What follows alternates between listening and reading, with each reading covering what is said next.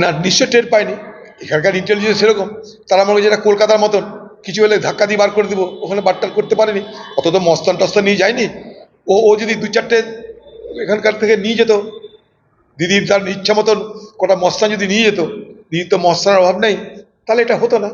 যারা 1 মিনিটে খতম করে দিতে পারে, 30 সেকেন্ডে খতম করে দিতে পারে, 2 সেকেন্ডে খতম করে দিতে পারে, সেই সব বাহাদুরকে এবার দিদিকে নিয়ে যেতে হবে। দিদিকে বলবে থেকে বাউন্সার টাউন্সার নিয়ে যাবেন, মহিলা বাউন্সারও দেশে পাওয়া যায়।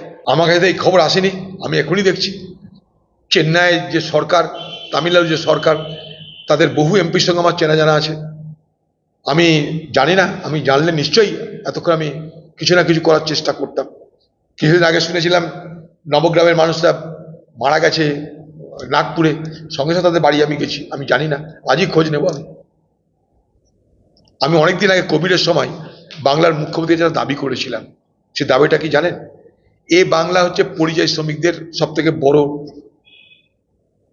ঠেক হাব। পশ্চিমবঙ্গ সরকার উচিত পরিযায়ী শ্রমিকদের জন্য একটা আলাদা মিনিস্ট্রি করা, মন্ত্রী পদ করা। কেন জানেন?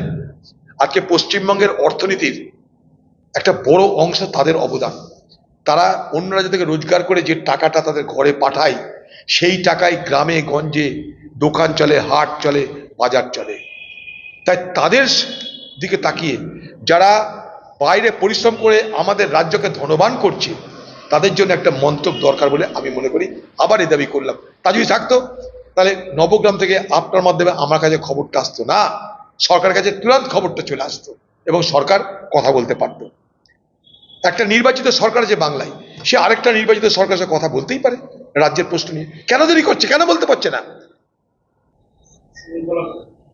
না না, এই বাংলায় এসব দলের কোথায় শৃঙ্খলা কোথায় বিশৃঙ্খলা আমার জানা নাই।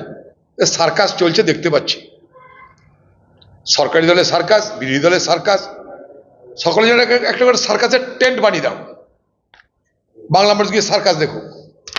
এগুলো অত মানে কিছু কিছু একটা কথা আছে না, যে বাঁদরের গলায় মুক্তোর হার যেমন সহ্য হয় না, সেরকম এই জেলা পরিষদ যারা দায়িত্বে আছে তারা চুরি করাটাই তাদের নেশা, চুরি করাটাই পেশা, চুরি করাটাই লক্ষ্য।